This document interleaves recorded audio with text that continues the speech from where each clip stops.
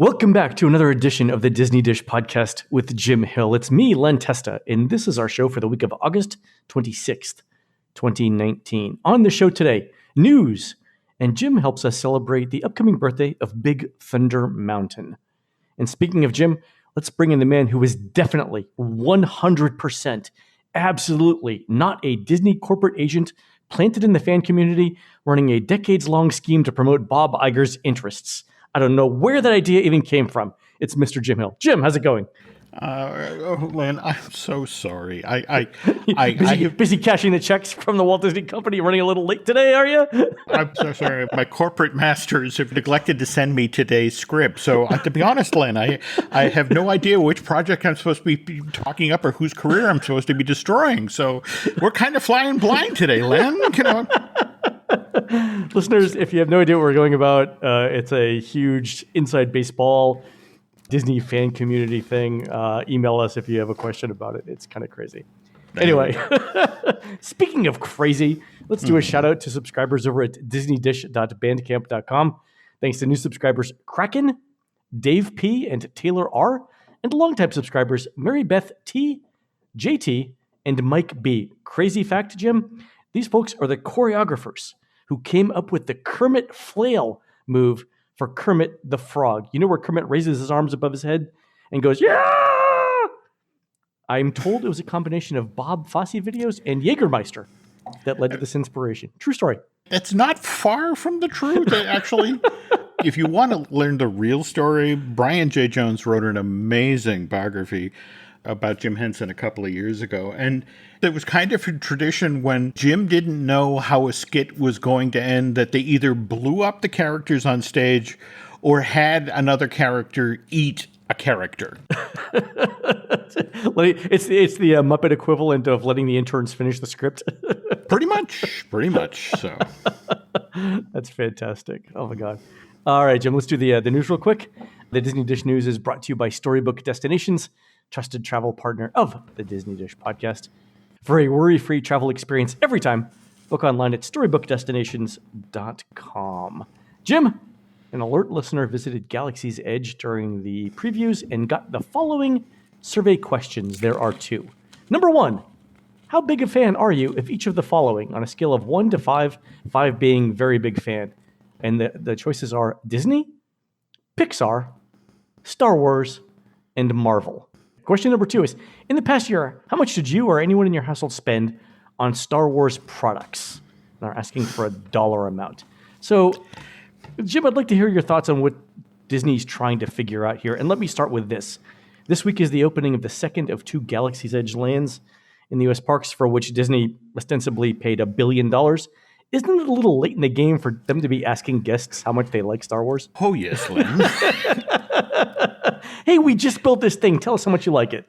I mean, everyone's talking about, okay, we got the Anaheim, we got the Orlando, and Walt Disney Studios Paris has its own giant expansion of right. $2.2 billion with the Marvel Land and Arendelle from Frozen and Star Wars Land. And remember when they were talking about originally doing Star Wars Land and talking about how they made a deliberate choice not to do Hoth, not to do Endor, not to do Tatooine, because this was your Star Wars adventure. You know, you were going to go to a place that had the classic elements from the films. You had your Millennium Falcon, you had a cantina, you had but it wasn't bound by stories in the past. They could open it up to stories in the future.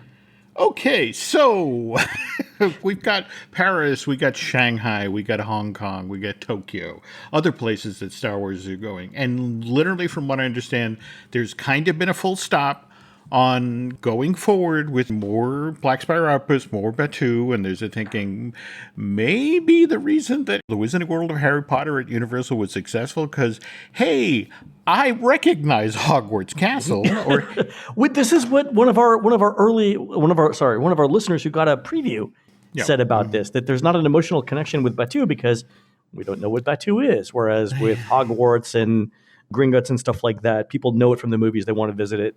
I think all that's of it exactly. That Diagon Alley they've seen through the, and there's just a thinking now that maybe going forward that perhaps a stronger tie to the films might be a smarter way to go. Getting back to the questions with this survey, it's like, Before I spent the $1 billion, I might have done a little more research about how invested people are in Star Wars. There's a story going around in it. I want to do a major segment on it at some point in the future, but it was how there was supposed to be a lot more live entertainment. Oh. And the interesting thing to me was drones apparently were in the mix as well to provide kinetic movement. And we've talked about these things, right? That they don't exist in Galaxy's Edge. But apparently they were planned and got cut. Getting back to Walt Disney Studios Park in Paris, there's a Marvel indoor stunt show where at one point Doctor Strange on stage gestures to a full-size car has rolled out on stage. Oh, you were telling me this. Yeah. Now picture that only with starships flying over Batu, giving you the sense it's an active spaceport. Right. There was so much stuff on the table. In fact, you and I talked on earlier shows about the stunt show that was supposed to happen in the Bazaar area where stormtroopers from the First Order were supposed to chase members of the Resistance along the rooftops. And you were supposed to stand at the bottom of the Bazaar and watch all this happen. And as this project moved through its development phase, and as always happens with every Disney theme park project, things start to fall off the table. And I'm kind of hoping it's affordable enough that maybe they could put it back on the table. Here's the way I'm looking at this. It snows in Paris. They could do Hoth. And it's super humid in Hong Kong. They could do Dagobah, right? Okay. There you go. I'm just throwing it out there. Yeah. So here's the second part of this question. Sorry, the second part of the survey was this question about how much you spent on Star Wars products. And the interesting thing to me here is the previous question about how big a fan you are of the following. This person answered that they were not very big fans of Star Wars. And that somehow led to a question around how much you spend on Star Wars. It's like saying, I'm not a huge fan of minor league baseball. And then the next question being, hey, how much money did you spend on minor league baseball last year? What's Disney trying to understand with that question? Or with those two questions? It's sort of like the person who's on the diet and it's like, okay, so how much you spend on donuts? There are ways we answer questions, and then if you come at it from a different angle, it's like, oh, I'm not a big Star Wars fan, but how much did you spend? Well, I bought the Blu-ray DVD of the Force Awakens, so it's like, it's a way of determining how honest your answers were or how accurate. That's it exactly. Okay, right. So if you say I'm not a very big Star Wars fan, but I spent $1,000 on it, for my family last year, then yeah, I mean that just at this point, Disney's trying to get some solid information as to where the floor is. You mentioned that, by the way. Do you realize how much is riding on Rise of the Resistance being a smash hit right now? No. It's basically double or nothing. Yeah, we talked about this previously about how they haven't been able to keep it operating for more than an hour at a time. I mean, those who've ridden it say it is everything that you want a Star Wars ride to be. The fact that it's low capacity, it's difficult to operate, it's so technologically advanced that if one scene goes south, you have to dump the whole show. The funniest part of this is that Anaheim, having had its brutal summer with Star Wars Galaxy's Edge, was perfectly happy to let Orlando take the lead. And it's like, absolutely, you roll this thing out. You have it crash. Godspeed, John Glenn. That's it exactly. You know what? That's admirable right there, guys. Go ahead. Yeah, but now this time they're up first, right? Yep. So I'm just hoping that the band at Disney's Hollywood Studios is familiar with Near My God to Thee, because, they may need to play it a lot. So. I was, as I was prepping the show, I had a joke for Near My God to Thee, and I can't remember what it was. It was the song that they played on the Titanic as it was sinking, right? Yes. What was it? Oh my God, I'm blanking now. This is going to come to me in the middle of the night, and I'm going to wake up and call you. Okay. All right, Jim, another piece of news. This week, Disney announced 2 new ticket options for Walt Disney World. The first one is this multi-day after 12 noon ticket called Midday Magic. I don't know why they didn't call it Afternoon Delight. That gets you into the thank you. That gets you into the park after 12 p.m. It comes in various options between 2 and 4 days. It's priced by date, like every ticket. But for example, you can show up after 12 o'clock for 2 days for $161, or with a park hopper, it's $230.88 for 2 days. You can also get water park options, the golf course, and so on. But here's my question, Jim. And let me put the question in context. Between now and the end of the year, the Magic Kingdom closes basically every other day by 6 p.m. for hard ticket events. So if you bought this ticket, you'd have 6 hours tops in the Magic Kingdom. we know that the Animal Kingdom is going to be sort of closing around night, dusk or slightly after, maybe 7 or 8 o'clock once winter hits, right? So once the days start getting much shorter. What's Disney thinking here in terms of the value proposition? Is this for convention traffic? Is this for late sleepers? What's it for? And talking with folks at the park about that, what they're hoping is the combination from an operations point of view. They'd love the notion that starting at noon, you'd be spreading crowds out. You'd have, the more budget-minded traveler who opted for this package that would then begin showing up at the park. Because face it, if you go to the parks in 1-2 o'clock hour, if there's a parade that's about to happen in that theme park, yeah, there's some activity out front. Yeah. Otherwise, you have a lot of people standing around doing nothing. And that's the thing with Disney these days. From an operations point of view, that's one of the reasons why between the Fast Pass and the dining, 180 days out on the dining, it's like, okay, we know how to staff the parks because we project this many people are going to show up. And you hit upon the convention thing that, yes, this is something you can sort of slide in the direction of folks you have coming in for conventions and go, this is the option. But also understanding that realistically, if it's a convention group, they're most likely going to Epcot anyway for the dining and the nighttime entertainment and that sort of thing. But this is, as I understand it, is a trial. It ends in, early December? Yeah. This year. They're just going to gather data for the next 3 months or so, eyeball, how people go about purchasing this and who does and for what. Anybody who buys this ticket should anticipate the survey will probably arrive about 3 seconds after you buy it. Exactly. Why did you buy this? And tell us more. Tell us more. Yeah. Yeah. Huh.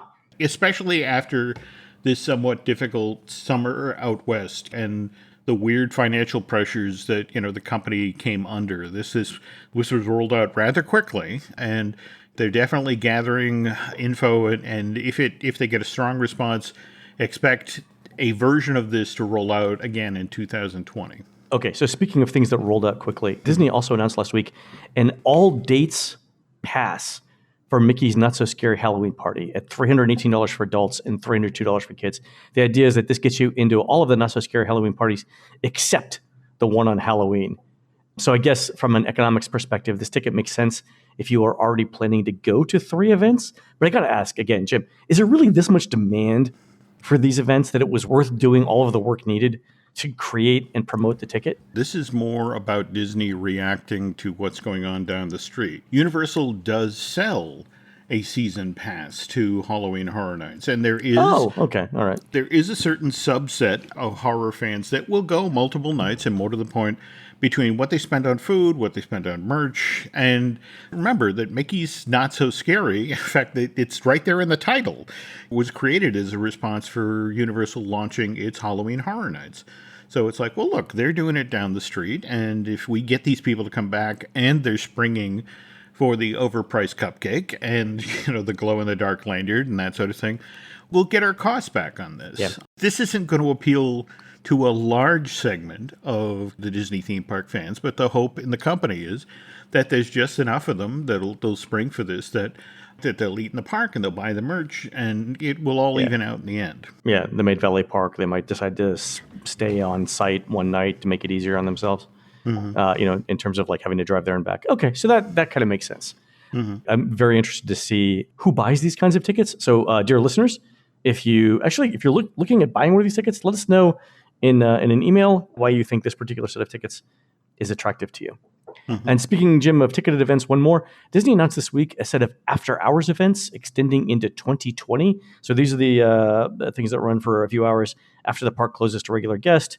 It's available at every park except for the studios. So that sounds like to me, Jim, that the studios is going to have some sort of Galaxy's Edge themed events. Does that sound right to you? Yes and no. At least for the first 6 months, I'm told that special events for Galaxy's Edge are off the table. On the other hand, they want the option. You know how there have been nights, for example, the Magic Kingdom will extend its operating hours due to a larger than expected crowd for an hour or two with that sort of thing. Yeah. Mm-hmm. The hope is that Star Wars Galaxy's Edge at Disney's Hollywood Studios will be a big enough success. And let's remember, where it's positioned at the back of the park is so deep. Just when when you go to sweep that park between bringing people out from Galaxy's Edge, bringing people out from Toy Story Land, this is going to be that much more challenging. So it's like, at least for the first 6 months or so, they want the option of, we're going to keep the park open for another 2 hours or so. Okay, for an extra, or they'll extend the regular park. Oh, okay, that makes more sense.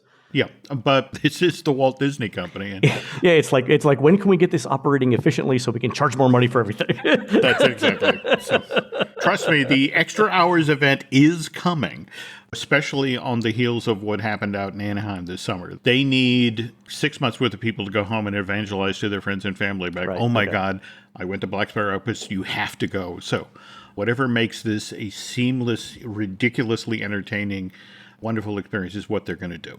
Got it. Okay, that makes total sense. All right, Jim, a couple of other events. One, we saw it coming, just not this soon, but Bongos has closed at Disney Springs, marking the end of an era. I believe this was the last of the pre-Raglan Road restaurants still in operation at Disney Springs. And as you'll recall, it's being replaced by a bakery / coffee shop / healthy options place called Beatrix. I suppose, Jim, correct me if I'm wrong here, but the closing date was early so they can get work started on the new place sooner. Does that make sense? Not to belabor the obvious, but we did just have the NBA experience open on the west side. And we're all standing very patiently waiting for the announcement of the replacement of La Nuba, which was supposed to be open by now. From a west side point of view, getting something in that would excite people and that they'd actually go to, unlike the NBA experience. I wasn't going to bring that up on this show, Jim. Let's save that for another. Okay, all right. I'm just saying the Titanic may have had a more successful launch. There we go. At least for the first few days. Yeah, that's what I'm going with on that. We'll talk about that more on an upcoming show. But is that it, Jim? That they waited for it to NBA experience to open so they could close. Yeah. We have one more tooth back in the smile. Okay, so we can pivot on this, this other part of the west side that we need to work on. All right, Jim. One more topic. We're recording this a few days before D23 opens. Obviously, there's going to be a bunch of theme park related announcements that we're going to talk about on the next show. But I wanted to work this one in because I think we may hear something. The work continues apace on the bridge connecting the Grand Floridian to the Magic Kingdom. And it looks like this is going to be some sort of one-piece bridge that swings open and closed on like a large pole, staying closed and walkable during the day and pivoting open to let out the water pageant floats at night. So imagine like a drawbridge bridge instead of it going up and down, it goes left and right. I can't wait to see how this happens. But Jim, how surprised would you be if Disney announced some sort of development along this pathway at D23? The lack of surprise at this end, face it. The only thing that would hold up development here is sort of a Venetian resort situation where they went in and did the construction footings and once again they sank and were never seen again. I mean, this is incredibly valuable real estate between the Floridian and the Kingdom. In fact, I was talking about how friends at the Wedding Pavilion are openly salivating to get some sort of a space that they can, how when you're going from the UK to Paris at Epcot, there's that weird little island space where they do the dessert parties and that sort of thing. The Wedding Pavilion people would love to put a function space there, to the effect of, while everybody's off getting their photos taken, the rest of the folks move to our outdoor dessert pavilion and enjoy the view on the water and that sort of thing. So there are days when they're doing 5 weddings a day in there. Sure. So here's my question, though. Why put it next to the Magic Kingdom instead of next to the Wedding Pavilion? Because people are all dressed up. Women are in heels. Men are in dress shoes. They're not going to want to walk the half mile or so along that walkway, especially if it's summer and it's humid or it's raining. Why not just do a completely separate thing by the Magic Kingdom? You're not wrong. The problem was that the place that they would have loved to have done this, the villas. The Great Floridian Villas, exactly. It's now called the Great Floridian Villas. we had a plot of land picked out, and guess what? There's villas there now. On the other hand, a fleet of golf carts that could, whisk people, again, this is, and face it, it's not like people won't be paying, the poor father of the bride won't be paying for the golf carts. We can have coffee and snacks over here, and it's only an additional $15,000 fee. So what do you say, sir? Let's do this. So sure. It only happens once. They are in competition with every other aspect of the Walt Disney World Resort, and you're not wrong. It's a primo piece of property. And remember, it wasn't all that long ago. In fact, I think I shared the art with you for the Fire Mountain thrill ride that would have bumped up against the railroad tracks there. So, as we go forward here, it'll be interesting to see whether attractions get it, its resorts gets it, or Disney Weddings gets it. So let the fun begin. I'm going to go back to something I said a couple of episodes ago related to Tron and how Tron in Tomorrowland is actually pushed beyond the berm. Yes, yeah. I think I would not be shocked if we saw some other beyond the berm development project announced at D23. I'm going to leave it at that. Okay. All right, we'll see. Mm-hmm. All right, folks, we're going to take a quick break. And after that, Jim is going to talk about how the Imagineers built the original Big Thunder Mountain Railroad, which first opened at Disneyland back in September of 1980. Getting ready to step into your career era? Set yourself apart with Adobe Creative Cloud Pro for students. Hone your skills with apps like Photoshop, Illustrator, Premiere Pro, and more, powered with the latest in creative AI. Students save over 55% so you can build a portfolio you're proud of. Launch your future with Adobe Creative Cloud Pro for students. Visit adobe.com/students to learn more. This podcast is brought to you by Carvana. Carvana lets you buy your next car on your terms. Explore a massive inventory online, filter for what matters, and find your perfect match. Then choose delivery to your home or pick it up at one of Carvana's iconic car vending machines. Every car also comes with a 7-day money-back guarantee, so you can make sure it's the right fit. Buy your car on Carvana. Delivery or pickup fees may apply. Limitations and exclusions may apply. See our 7-day return policy at Carvana.com. Carvana. Next month is the 39th anniversary of Big Thunder Mountain opening, and we're recording this a couple of days before D23, where there's speculation that there'll be an upgrade or refurbishment of the ride. Jim, before we start on the history of Big Thunder, what's that upgrade supposed to be? Back in March of 2014, we saw a Disneyland version of Big Thunder come back after a 15-month-long rehab, and what they'd done is taken advantage of the advances that have been made in projection mapping. And everyone knows the earthquake scene from Big Thunder and the falling rock illusion. And it's cool the first time you see it. On rerides, though, it's like, okay, this is not holding up as well as it could. And in World, that particular effect isn't functioning anymore. It's not the way that it used to run. There you go. So on the other hand, the projection mapping thing where you literally pull into that cavern, and the way the projection mapping effect works, your eye is drawn to this series of fuses that have been lit and that are going at the exact same pace as the train, and your eye is drawn to this mass of these boxes and boxes of TNT that are just overhead, and they do this amazing projected explosion effect just before you duck out and do your last run, back to the load station. So it's a killer effect, and it's been long overdue to come to Walt Disney World. And as part of the 50th anniversary, a lot of stuff that's been at Disneyland for years, like the stylized Mary Blair version of Disney characters in Small World, are finally coming to the Magic Kingdom. So it's not really a surprise that the Disneyland version of Big Thunder and this projected effect is coming to finally to Walt Disney World's Magic Kingdom. We've been talking for a number of years now about the challenges Disneyland faced with Batuu and building something inside of the park and swallowing up that much terrain. And in a weird sort of way, the construction of Big Thunder, at least at Disneyland, was kind of a prequel to that. Back in May of 1960, Mine Trains Through Major's Wonderland opened at Disneyland. This was a $1.8 million expansion of Frontierland's Rainbow Cavern mine ride. Jim, if there are Disneyland rides that I wish I could have seen, this tops the list. if you went to Disneyland Park in 1960, as you walked in with your park map, you were handed a flyer where basically it said, Disneyland announces the grand opening of Nature's Wonderland. And mine trains and pack mules leave Rainbow Ridge and Frontierland to take you on a true life adventure through the newly explored Nature's Wonderland with its splendid scenic spectacles and amazing lifelike activities. And here's the key line here, though, Len.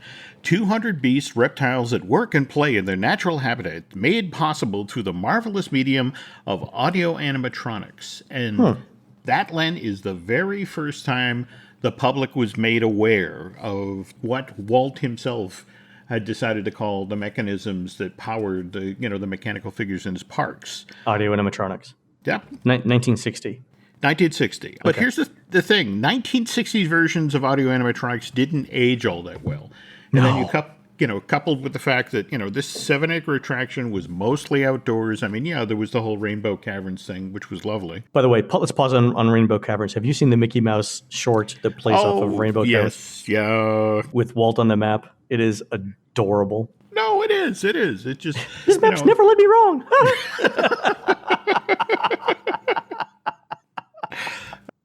Anyway, all right, go ahead. Again, these things are outside. They break down constantly. And more to the point, as the 1960s give way to the 1970s, Disney's thinking begins to change in regard to its theme parks, especially in the Southern California market. They're facing increasing competition from places like Magic Mountain and Knott's Berry Farm, which are investing heavily in steel coasters. And Big Thunder Mountain Railroad kind of rose up out of the wreckage of Thunder Mesa Western River Expedition. And because Disneyland needed thrill rides to stay competitive in California, that's why the initial version of Big Thunder got built in Anaheim rather than in Orlando.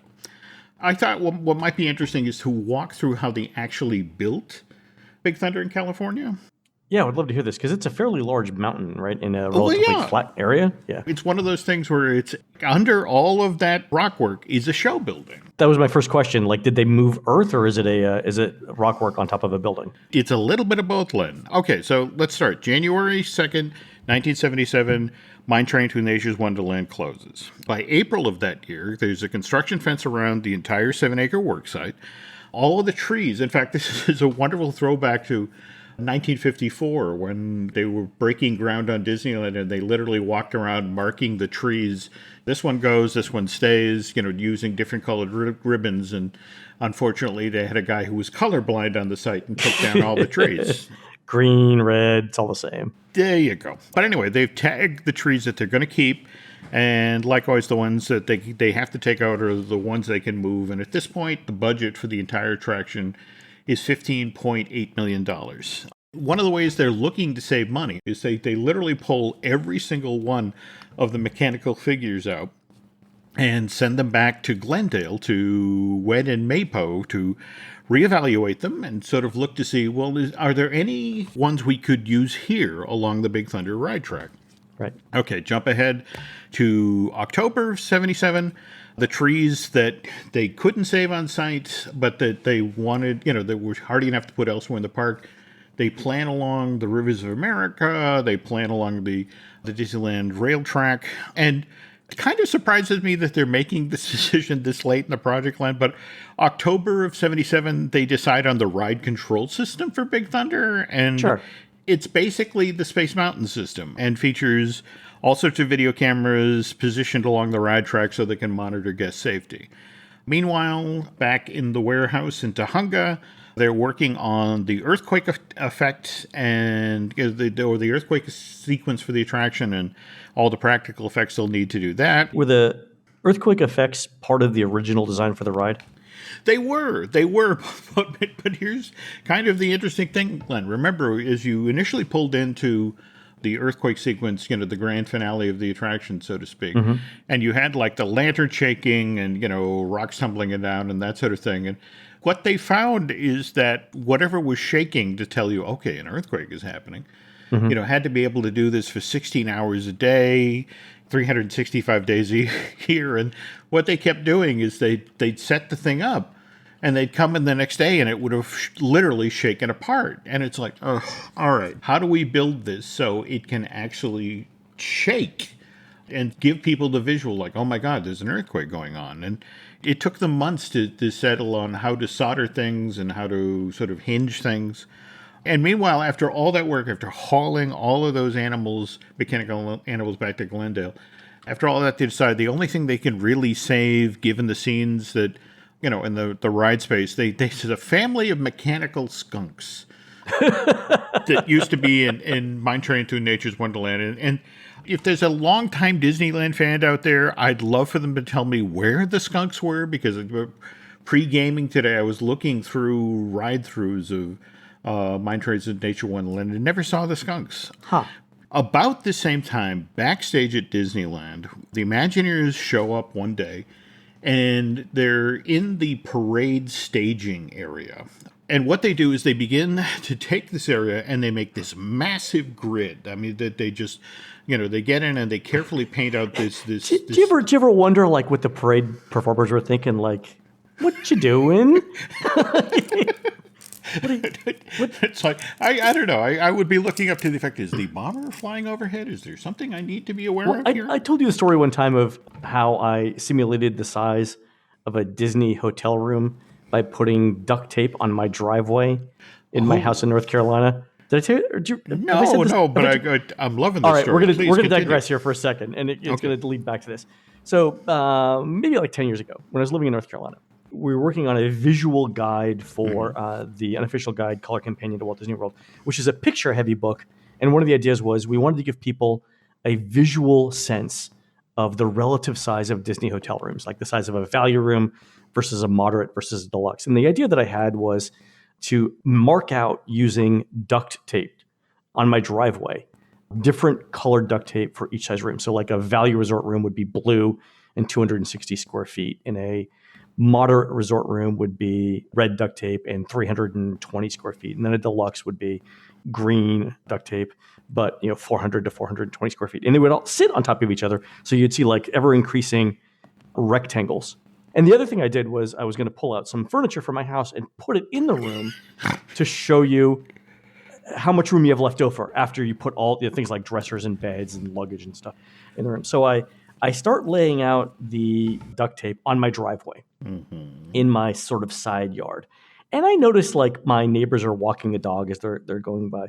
But when I brought out the upholstered chair that I had in my living room to give and bed sheets to give people a sense of like how big the bed was, the neighbors actually came up to me and their first question was, "What are you doing?"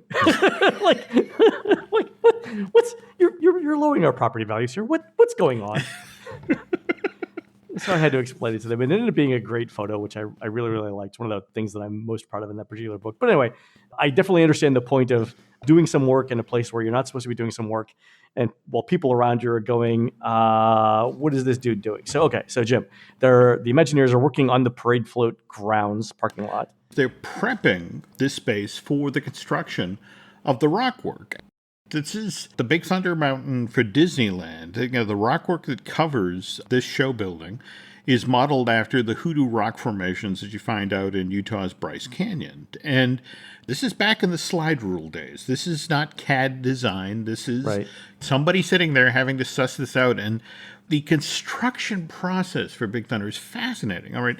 Step one is they built a 1/4 inch to 1 foot model of the Big Thunder Mountain in the model shop. And then step two is the engineers at WED take a look at that model and figure out, okay, to support this, the metal structure underneath this thing, what does that have to be in order to be structurally safe? And so you move up to a 1/2 inch size model, but the gimmick is that you constructed out of wood where you'd be putting all of the steel beams. And then you lay foam on top of that, and somebody at Imagineering sculpts that foam so it looks exactly like the concept art that they put together. So it's lightweight, it's quick, it's a first draft to see like how it all fits together. This is fairly common in lots of industries. Okay, so you have your 1 inch to 1 foot scale model. This is then shipped to Disneyland, where several plaster casts are made. Now, these plaster casts are sliced along their X, Y, and Z axes. And the profile of each slice is then committed to gridded paper and then tied to a coordinate system. It's basically they're assembling a 3D puzzle. This is it exactly. And it's fun you bring that up the week that Lego announced that they're releasing the Disney train station or train-to-train station thing. Oh my God. How many pieces? Like 8,000? It's $2,925, and it's going to run you $330. I'm so far beyond worrying about the cost of Legos at this point. Like, just give me the Lego set. I don't care what it costs anymore. I gave that up a long time ago. Smart man. Okay, so we've got our grid laid out backstage in the parade staging area. We've got the design committed to gridded paper. We've mapped out our coordinate system. And so now what they do is they take these chunks out back, and here's a giant pile of rebar. And then it's bent to using the plastic or the plaster models that's been sliced along the XYZ axis. They bend these pieces of rebar. And when all three axes are shaped in rebar for a given piece of rockwork, they're wire tied together. They're then double checked against construction drawings and the a half-inch to 1 foot plastic cast. And if they check out, they're welded together. And then from here, you reach for your 1/4-inch pencil rod iron, which you then do the finer work piece with. It's basically the lathing that goes on in between the rebar. Have you seen machines that'll actually bend all of this automatically now? Now, you see, that's the thing. Splash Mountain, that was the first time they were able to use, a computer-controlled system, and it made this process so much easier. So much easier. Yeah, it's got to be, yeah. And this is the thing. For Disneyland, this was all done by hand. I was going to ask you that. So for Big Thunder, it was done by hand. Yeah, and, Crazy. then, once you've got your pencil rod in place, you then lay the metal mesh lathe over it, and then once that's wired into place, they would spray it with what they called mud, that kind of gunite-like stuff. Yeah, it's got fiberglass fibers in it, so it sort of sticks over the That's it exactly. The chicken wire or whatever. Yeah. How do we know so much about this, having never constructed one ourselves? It's a lot of watching videos. All math, all science has left my head, Len. On the other hand, I've read every old copy of the Disneyland Line, the employee newsletter, and boy, when they were building this thing, they really went into detail.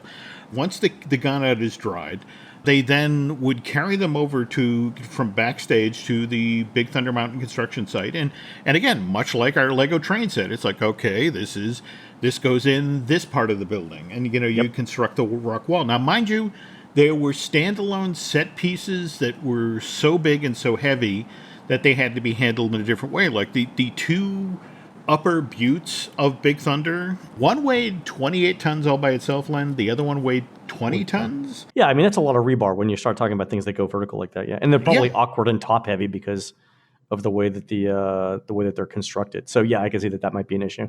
They get a crane or something to put that in? They brought in a 150-ton capacity crane with a 40-foot boom. In fact, in March of this year, Disneyland, with great pride, talked up the fact that, there had been a DC-10 that had slid off the runway and had blown its tires at LAX that had to be lifted by this same crane. And they're like, yeah, that's the one we want at Disneyland because we want to be able to talk about, this amazing new attraction we're building. And meantime, once this is all done, once all the lathe is in place, as the painters are beginning to sort of paint in that Bryce Canyon color scheme, here comes the group from Interiors that has been driving around Northern California and out into the deserts of Nevada and that sort of thing, looking for, in fact, 80% of the propping that's done around Big Thunder for Disneyland was from real mining, real mines, the Gold Nugget Mine in Jacksonville, Oregon. They did have a gold rush out west. I mean, they could probably pick up the stuff cheap just by, going into some farmer's field and saying... It's interesting you say cheap, Len, because it's like they bought real gold ore they for $80 a ton. And in fact, that's scattered as show elements on top of all of these lathe-covered pieces of rebar. It has realism, though. I mean, it's actual stuff used during the gold rush. Makes complete sense. So win-win for everyone. But again, because of that having to hand bend all of that rebar and that sort of thing, Big Thunder Mountain was originally supposed to open in spring of 79, and then the opening date slid till summer of that same year. And as you mentioned, because we're celebrating the birthday in September, ultimately they couldn't get it open before September 2nd of 1979 because it's just all of the time, all of the effort to make this thing as authentic as possible, which brings us back to where we started this story today, which is the Disneyland-inspired redo of Walt Disney World's Big Thunder Mountain at the Magic Kingdom. The very fact that when they shut down Disneyland's version of Big Thunder in January of 2013, at that time they promoted it. It's like, oh, it's only going to be down for 10 months. And, we come back, we'll have this amazing projection mapping system. And that project, just like the construction of the original Big Thunder, fell behind schedule and ultimately didn't open until March of 2014. I just want to caution folks that, when this goes down and they put in their amazing new projection mapping thing, this could be a fairly lengthy rehab. So I'm hoping if they're going to have this thing open by 2021, that they're smart and shut it down sometime early in 2020, because this could run a little longer than they expect, Len. Yeah, they can. They could bring it down like maybe during September, October when it's relatively slow. Late August, September next year. The supposed gimmick of Walt Disney World's 50th anniversary is that there are going to be 50 brand new things for you to do. And that would be one of them. Yeah. And we're not talking about cupcakes here, right? We're talking about things to do. There were the big things like, the Galaxy's Edge thing. Yeah. Tron and Guardians of the Galaxy, stuff like that. But then you have smaller redos like the putting the Disney figures into Small World and the projection mapping thing here. But all of these things take time and they take money, and let's just hope Disney has plenty of both out ahead of the 50th. So I'm sure they can get it done. It sounds like it's a worthwhile addition to World. It's open. By the way, Jim, unrelated, but I just sent you a private behind-the-scenes making of America the Beautiful Circle Vision film. I sent you a link to it. Not available to the public. So we'll talk about that on an upcoming show.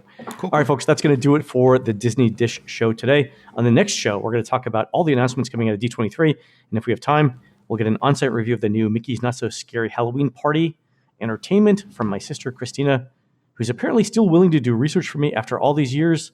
She can't get enough, apparently. And if you can't get enough of us, head on over to disneydish.bandcamp.com, where you'll find exclusive shows never before heard on iTunes. We are produced fabulously by Aaron Adams, who's opening for Blood, Sweat, and Tears at this week's Corn Palace Festival at the Mitchell Corn Palace in Mitchell, South Dakota. Have you ever been there, Jim? Oh, God, yes. My family went there. We've both been there. in 1970, and it was one of these things where it's like, the Corn Palace, the corn. Nobody explained that once you went inside, it's basically a high school gym filled with folding chairs and card tables selling. It's fine. It's a slice of Americana, that and Walt Rug. It's certainly a slice. It's a slice. It's a slice. All right. Anyway, Aaron may join Blood, Sweat, and Tears on stage for a guitar solo. While you're waiting for that, please go into iTunes and rate our show and tell us what you'd like to hear next. For Jim, this is Len. We will see you on the next show.